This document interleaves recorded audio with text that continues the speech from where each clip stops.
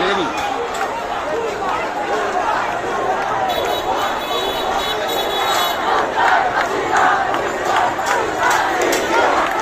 লজ্জায় বাঁচি না।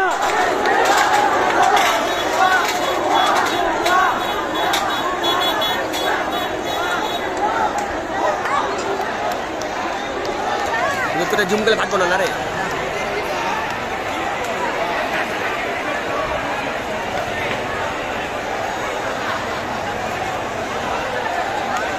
দেখেন আপনারা আজকে স্বৈরাচার সরকারের হাত থেকে বাঁচার পরে একটা লোক কতটা আনন্দিত হতে পারে।